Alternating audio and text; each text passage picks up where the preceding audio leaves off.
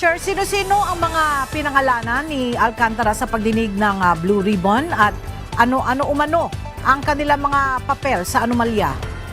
Sina Senators Jinggoy Estrada at Joel Villanueva, ako Bico Party List Representative Elizalde Co, dating Senador Bong Revilla at ang dating Undersecretary ng Department of Public Works and Highway Roberto Bernardo. Ito mga pangunahing isinangkot niya dating DPWH Bulacan District Engineer Henry Alcantara sa pagpapatuloy ng pagdinig ng Senate Blue Ribbon Committee kaugnay ng maanomalyang flood control projects.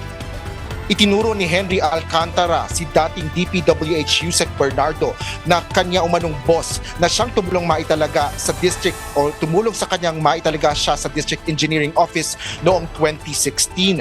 2022 anya ay nagsimulang magbaba ng pondo sa distrito kung saan 20% ang ibinigay sa proponent na siyang nagpapasok o nag-i-insert ng proyekto sa mga panukalang budget. Partikular ito sa National Expenditure Program, Bicameral Conference Committee ng General Appropriations Act at maging sa unprogrammed appropriations. Taong 2022 na magsimulang magbaba ng pondo sa aking DO si Yusek Bernardo. Ang kasunduan ay 25% para sa proponent. Ang proyekto ayon kay Yusek Bernardo, ang kabuuan ng mga proyektong naibaba ni Yusek Bernardo sa aking DO ay nagkakahalaga ng 350 million na sumusunod. Nandito po. Noong 2023, ang kabuuan ng mga proyektong naibaba ni Yusek Bernardo sa aking DO ay halagang 710 million. Mula sa halagang ito, 450 million ang pumasok sa NEP, 260 naman po ang sa GAA. Ang para sa proponent, 25% po at may advance ito na 5 to 15 na kalimitang hinihingi ni Yusek Bernardo kapag ganap na ang NEP.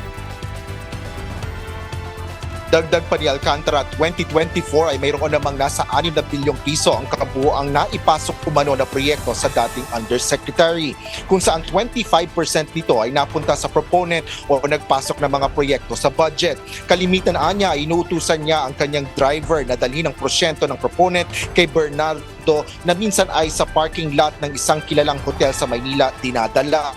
Kabilang naman umano sa insertions noong 2024 ay para kay dating Senador Bong Revilla. Itinaas pa niya nito ng 30% ang naging proponent sa 3 proyekto para rito bilang tulong umano sa dating senador. Ilan sa mga proyekto na ito ay flood control projects sa kabahan ng Angat River at Giginto River. Ngunit sinabi ni Alcantara na hindi nito nakakausap si dating Senador Revilla. Ayon kay Yusek Bernardo, ang GAA insertions ng 2024 na magkakalaga ng 300 para po 300 million na para kay, sabi niya po sa akin, para kay Senator Bong Revilla na noon ay kumandidato bilang senador para sa 2025.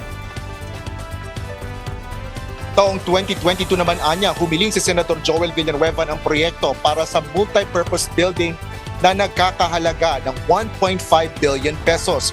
Ngunit 600 million lang umano ang napagbigyan ng pondo para dito, ngunit gumawa anya sila ng paraan ni Bernardo. Bagaman nilinaw nito na hindi humingi ng partikular na proyekto si Senator Villanueva, kundi iniutos ni former Yusek Bernardo na bigyan na lang ng proyekto na may katumbas na 150 million na proponent.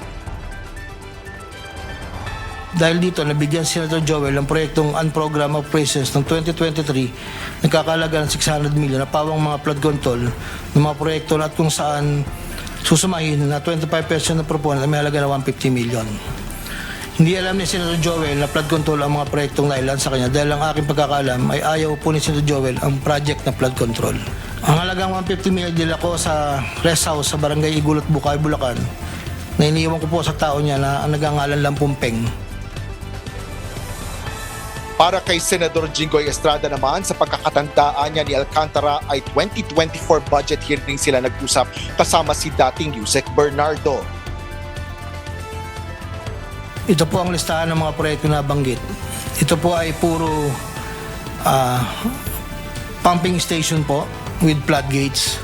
Ito po ay phase 3 dahil may nauna na pong phase 1, phase 2. Ito po ay 7 project.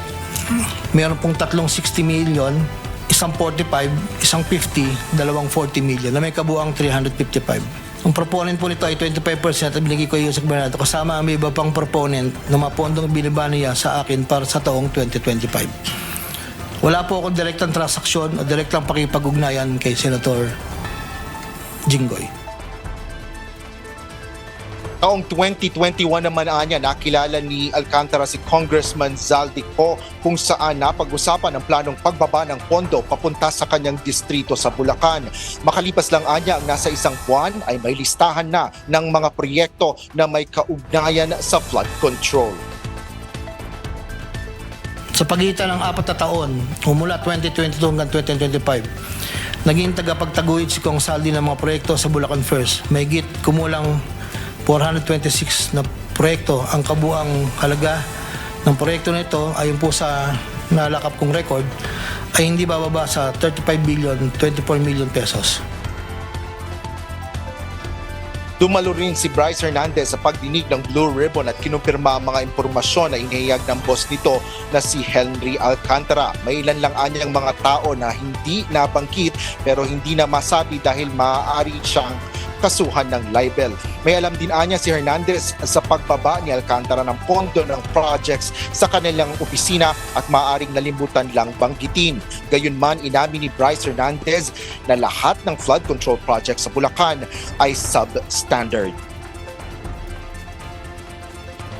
Sinabi rin ni Henry Alcantara at nabanggit niya si former Congresswoman Mitch Kahayon Uy kung saan noong 2022 anya ay nagbaba umano ng proyekto nagkakahalaga ng 400 million pesos sa GAA para sa naturang dating Congresswoman.